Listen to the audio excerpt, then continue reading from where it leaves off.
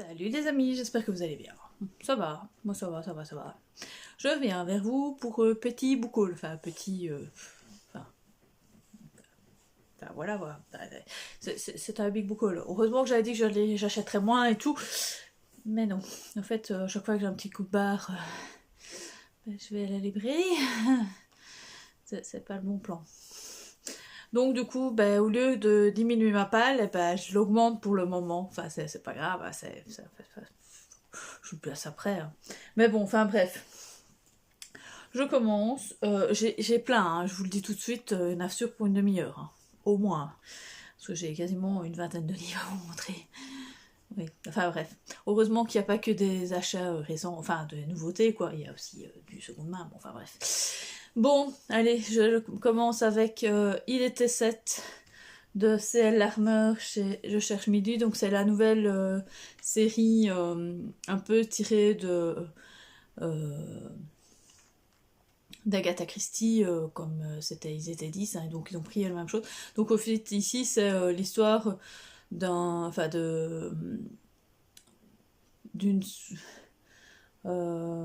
comment de Alicia, qui fait partie, au fait, d'un club de lecture, et donc... non, un club de discussion sur les... Enfin oui, sur oui, sur l'histoire en fait avec Hercule Poirot et tout. Et donc du coup, il y a un meurtre qui se passe. Donc voilà, c'est un cosy mystery, mais un peu basé sur Harry Potter, je vais dire, sur Hercule Poirot. Donc voilà, enfin on va voir ce que ça va donner. À ce qui paraît, il est génial, donc on va voir. J'attends qu'une chose, c'est de le lire. Je sais pas quand, mais je vais le lire. Enfin bref, je suis un peu brouillonne là tout de suite, ça va pas. Bon, bref. En manga, j'en ai acheté quelques-uns. Manga et comics, pas BD, mais manga. Je me suis pris le premier tome et le tome 2 de L'Éden des sorcières de Yumeji. J'ai vu ça simplement donc chez Kion, j'ai vu ça à la Fnac en fait, et le début, enfin les coups en fait me plaisaient absolument. Et je n'ai pas vraiment lu, si ce n'est que c'est dans un monde abandonné par la nature, les sorcières sont le seul espoir de l'humanité.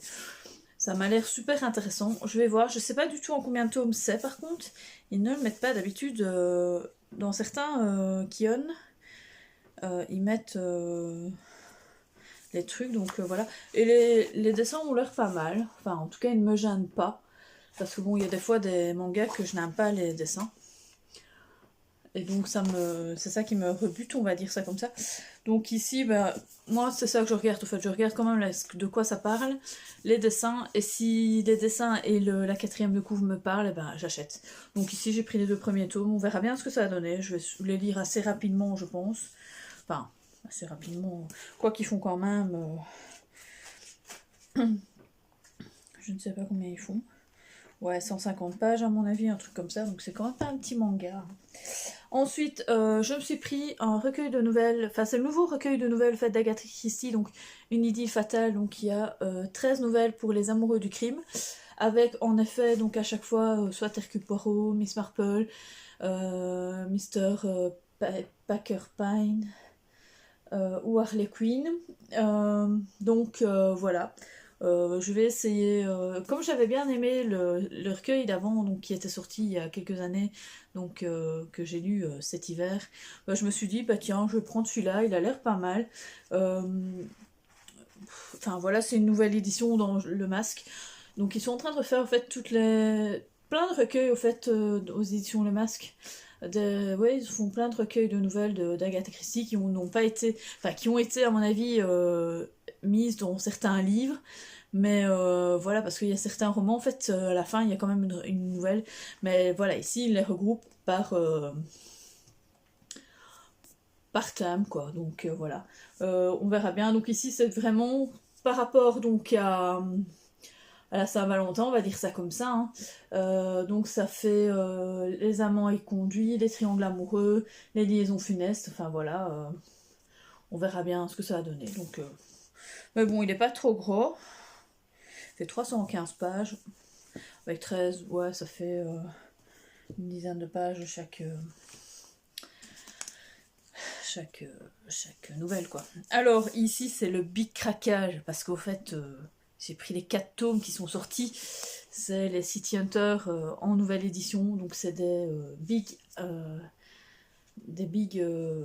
collectors. En fait, c'est vraiment nouveau, hein. Donc c'est de Tsukasa Ojo. Donc c'est réellement donc les City Hunter, donc les Nicky Larson, hein, comme nous on les appelle en manga dessin animé. Et ben, je me suis dit, en fait, j'en avais trouvé un ou deux comme ça, mais donc les anciennes versions et tout, et c'était pas toujours facile à les trouver, donc je me suis dit, oh bah tiens, ils sont en train de les ressortir, bah, autant les acheter directement, en gros, en format. Donc ici, ça regroupe à mon avis 5 ou 6, ouais, peut-être pas 5 ou 6, mais au moins 3-4 tomes d'affilée, parce qu'ici j'ai jusqu'à 18 chapitres, donc 18 histoires. J'ai même eu un petit marque-page avec. Donc voilà. Donc je pense pas que je dois vous en parler, hein. Donc c'est Nicky Larson, donc Nicky Larson qui est un tueur à gages, qui est entre guillemets, qui est coureur de femmes, mais alors un coureur de jupons exagéré, et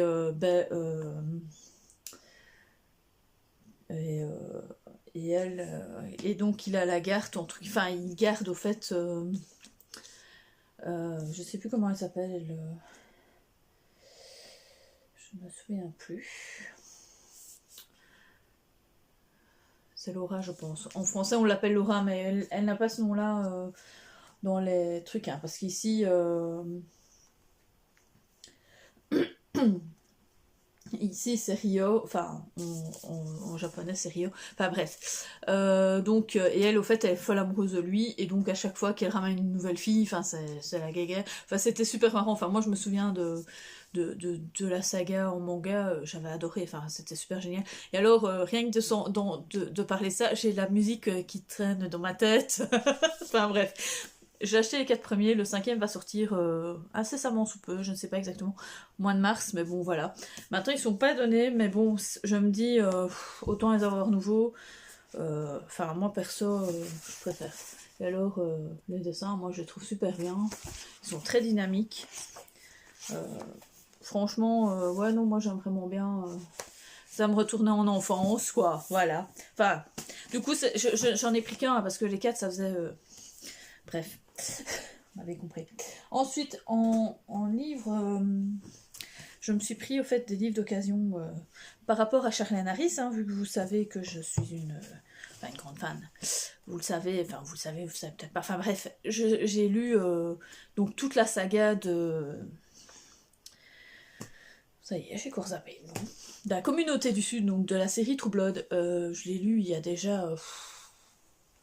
des années, et ici en lisant en fait, en retombant dans la saga, dans la trilogie Midnight Texas, je me suis dit oh il faut que je retrouve les autres séries, parce que franchement j'aime vraiment bien la plume de l'autrice, et donc du coup c'est compliqué et pas compliqué. Ce qu'il y a, c'est que c'est plus du tout édité, parce que ça a entre 10 à 20 ans l'édition des livres, et on les retrouve plus en livre neuf, si ce n'est en e-book. En e-book, il n'y a pas de problème, mais en livre neuf, c'est très compliqué, ou alors à des prix, voilà. Donc du coup, en seconde main, il y a moyen de les trouver, peut-être pas tous, donc du coup, je les compléterai en e-book, hein, donc voilà.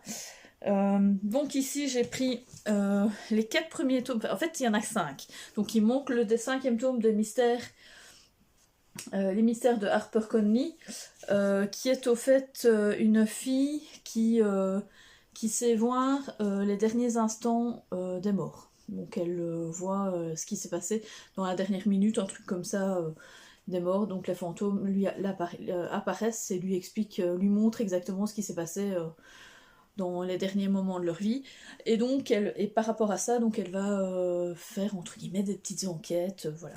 Donc ça m'a l'air pas mal. Bon, c'est quand même encore de l'urban fantasy, hein, donc voilà, c'est une femme c'est une autrice d'urban fantasy, voilà.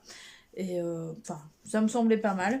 Et alors ici j'ai les 3 premiers tomes, je pense qu'il y en a 4. de Lily Bard. Donc c'est aussi il y a toujours aussi une petite enquête et tout. Ça se passe donc encore en Amérique, mais ici je ne sais pas du tout c'est quoi son. Je ne sais pas c'est quoi son don en fait, si c'est une tueuse ou un truc comme ça. Je ne vois pas trop dans. Elle dit simplement: je m'appelle Lily Barr, je mène une petite vie tranquille à Shakespeare, en Arkansas, où je me suis installée pour oublier mon passé. Donc voilà, on ne sait pas du tout ce qu'il y a, mais bon, elle suit des petites enquêtes. Donc voilà. Ensuite, je me suis acheté le dernier, hélas, tome de la nouvelle saga de Buffy contre les vampires. Donc de Jérémy, ici c'est Jérémy Lambert qui a écrit. Donc toujours avec Josh Whedon. Josh Whedon quand même donne un petit. Enfin, c'est une création de lui, donc je pense qu'il a peut-être encore des vues dessus. Enfin, je sais pas. Donc du coup, c'est le dernier tome donc de cette nouvelle série de Buffy contre les vampires. Moi, j'ai super bien aimé. J'ai bien aimé les dessins et tout. Donc voilà, j'ai pas envie de quitter le monde de Buffy, mais bon.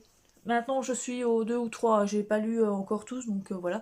Je les savoure quand je les ai, donc voilà. Bref, c'est Buffy, quoi. Buffy. Toute ma jeunesse, quoi. Ensuite, je vous avais montré, je pense. Ah non, j'ai acheté, donc je vous ai montré, mais non, en fait, je les ai perçus en même temps. Mais je les avais achetés, au fait. J'avais dû au fait acheter les deux séparément. Donc j'ai le tome 4 et le tome 5 donc, de Sherlock, donc de la série Sherlock avec lui, je ne sais plus comment il s'appelle. L'acteur qui joue dans Doctor Strange, je ne sais plus, enfin bref. Bref, j'ai oublié son nom, c'est un acteur hyper connu et tout, mais bref. Et donc, celui-ci, au fait, le tome 4 et le tome 5, au fait, c'est le scandale Buckingham, et c'est en 2 parties. Donc voilà, c'est les derniers qui sont sortis, forcément, parce qu'il n'y a pas eu d'autres suites, là, tout de suite, à la télévision. Donc je suppose que ce sera le dernier, parce que je les ai tous, oui. Oui, j'ai les 3 premiers, donc je pense que comme c'était une enquête à chaque fois, que c'était à chaque fois une enquête, enfin bref, voilà. Moi je suis une fan donc de Sherlock Holmes, tout ce qu'on parle de Sherlock Holmes, j'achète, hein, direct, donc voilà. Vous savez bien, je lis déjà les Moriarty en manga, donc ici, je vais les lire assez rapidement, parce que comme c'est des entre guillemets des one-shots et ça se termine à chaque fois, il y a le fil conducteur mais ça se termine, l'enquête à chaque fois se termine, donc je vais essayer de me les relire parce que voilà, ça fait un petit temps que je les ai dans ma palle. Ensuite j'ai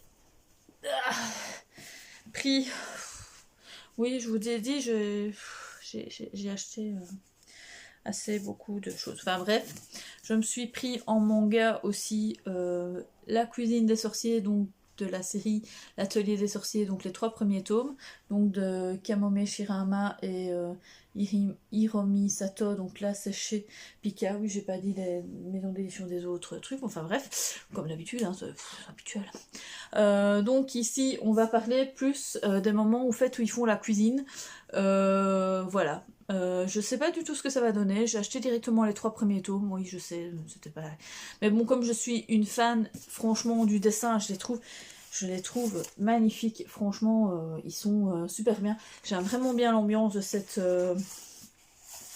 De ce manga, de cette petite histoire, que je me suis dit, ça doit être super mignon, en fait, de vivre leur moment, en fait, qu'on ne voit pas dans la série en général, quoi, parce que c'est ce qui se passe au moment, on les voit sans voir, quoi, ici, donc voilà, j'avais envie de savoir ce qui se passait en dehors de l'histoire en général, quoi, voilà. Ensuite, je me suis acheté mes 3 Pavas, des Pavas de chez Pavas, qui coûtent totalement des prix qui peuvent défier toute concurrence. Non, mais j'exagère, mais il y en a un, il est hyper cher alors qu'il y a beaucoup moins de pages, et il y en a un autre qui a hyper nombre de pages et qui coûte beaucoup moins cher. C'est affolant. Donc ici, je me suis pris Donc dans la série Modazushi, oui c'est tout, le grand maître de la cultivation démoniaque, donc c'est le tome 1 de Moxiam Tongzhu chez Bookmarks Éditions. Au fait c'était Manon de Vibration Littéraire qui en avait parlé, et elle avait l'air de... Enfin elle, en fait c'est par rapport à une série japonaise, et elle avait super bien aimé, et je me suis dit tiens pourquoi pas. Donc en fait c'est une relation MM, ça je sais, mais en même temps c'est en même temps une histoire, donc il y a un amour MM mais pas trop à ce qui paraît, et en même temps c'est du fantastique, donc je me suis dit tiens pour une fois je vais essayer, on va voir ce que ça va donner. Et alors il y a des super belles illustrations dedans. Ce livre m'a coûté que, entre guillemets, 21,99, mais il y a quand même des super...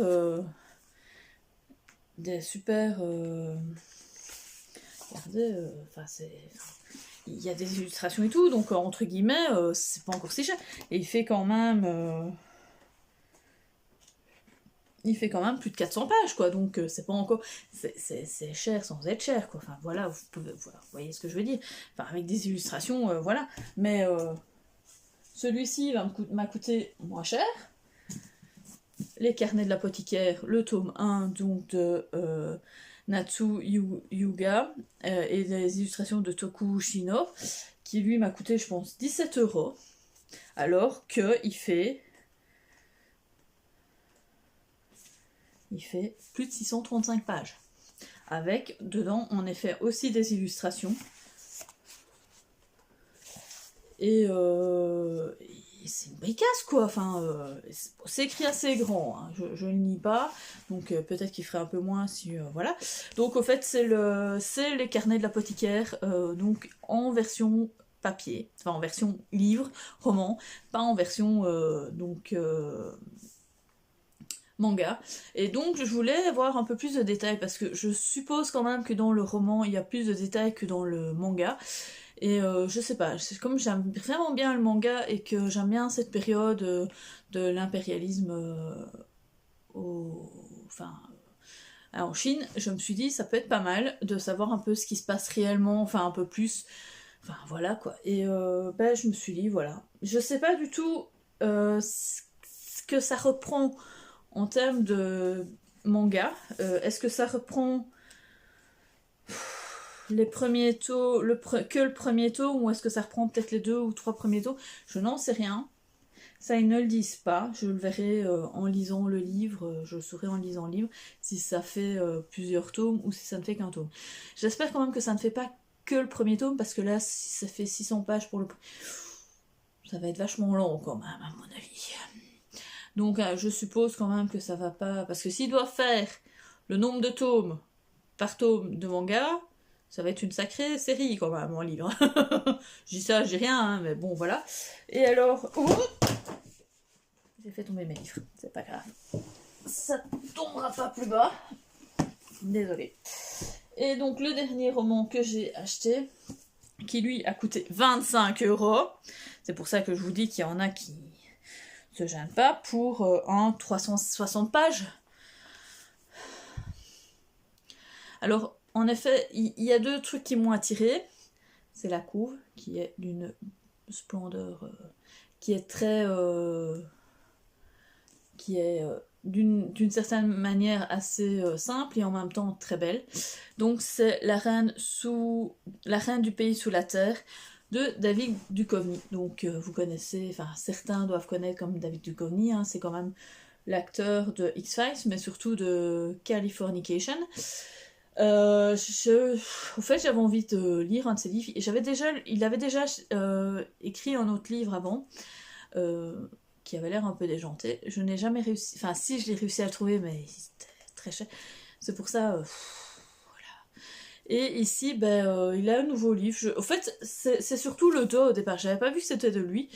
Et en voyant le dos, parce que c'est une nouvelle maison d'édition, en fait, c'est le rayon de l'imaginaire. Et dans tous les livres de rayon de l'imaginaire, les couves sont comme ça, en fait. sont blanches avec cette reliure et ces dessins un peu particuliers qui caractérisent au fait le livre. Donc ici on va parler de New York et de ce qui se passe en dessous, et c'est un urban fantasy. Donc je sais pas ce que ça va donner, ce sera New York qui sera là, en toile de fond, et on va voir qu'est-ce qu'il y a comme force surnaturelle, voilà. Donc maintenant c'est par contre écrit très petit. Je sais pas si vous voyez, mais c'est écrit extrêmement petit. Donc on va voir. Je me suis dit on va essayer. Surtout qu'en plus je ne l'ai pas du tout vu sur Bookstar ou quoi qu'est-ce. Donc ça peut être super intéressant. Voilà. Et puis faire découvrir cette nouvelle maison d'édition. Mais je vous dis, elle est chère. Et tous les autres tomes sont aussi chers. Hein, donc enfin voilà. Je vous ai montré mon super book haul du mois de février. Tous mes achats. Parce que moi, forcément, hein, je n'ai pas de service presse, hein, vous le savez bien. J'en ai quelques-uns quand je fais via NetGalley, mais voilà, c'est en livre audio. Mais ici, je n'écoute toujours plus des livres audio. Enfin, j'ai commencé, mais c'est très petit. Donc voilà.